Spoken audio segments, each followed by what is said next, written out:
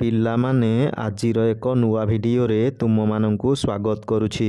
ଆଜିର ଭିଡ଼ିଓରେ ଆମେ ଦୈନନ୍ଦିନ ଜୀବନରେ ବ୍ୟବହାର ହେଉଥିବା କିଛି ଇଂରାଜୀ ଶବ୍ଦର ଅର୍ଥ ଓ ଉଚ୍ଚାରଣ ବିଷୟରେ ଆଲୋଚନା କରିବା। ପ୍ରେସିଡେଣ୍ଟ ମାନେ ରାଷ୍ଟ୍ରପତି। ସେ ମାନେ କହିବା। ପ୍ରଡକ୍ଟିଭ ମାନେ ଫଳଦାୟକ। ଟକ୍ ମାନେ କଥା ହେବା। ୱିଥ୍ ମାନେ ସହିତ। ମିନିଷ୍ଟର ମାନେ ମନ୍ତ୍ରୀ। ଡିନାଏ ମାନେ ଅସ୍ୱୀକାର କରିବା। କ୍ଲେମ୍ ମାନେ ଦାବି କରିବା। କନସିଡର ମାନେ ବିଚାର କରିବା। ଅଫେନ୍ସିଭ ମାନେ ଅପମାନଜନକ। ରିଓପେନ୍ ମାନେ ପୁନଃ ଖୋଲିବା। ଅବଜେକ୍ଟିଭ ମାନେ ଲକ୍ଷ୍ୟ ସାଧନା। କ୍ରିଏଟ୍ ମାନେ ତିଆରି କରିବା।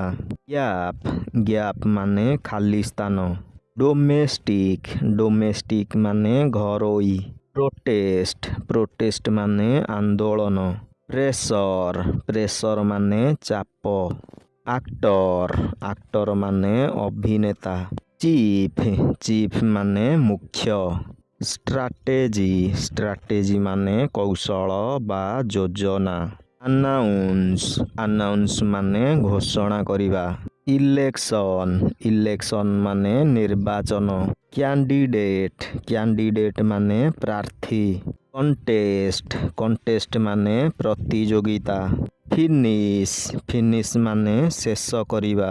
ଚେଞ୍ଜ ମାନେ ପରିବର୍ତ୍ତନ। କଣ୍ଡିସନ ମାନେ ପରିସ୍ଥିତି ବା ଅବସ୍ଥା।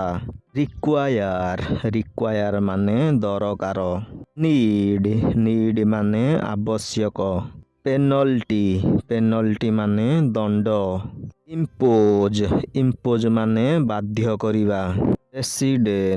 ରେସିଡେନ୍ସ ମାନେ ବାସସ୍ଥାନ। ପିସ୍ ମାନେ ଶାନ୍ତି। ପିଲାମାନେ, ଏଠାରେ ଆଜିର ଭିଡ଼ିଓଟି ଶେଷ ହେଉଛି।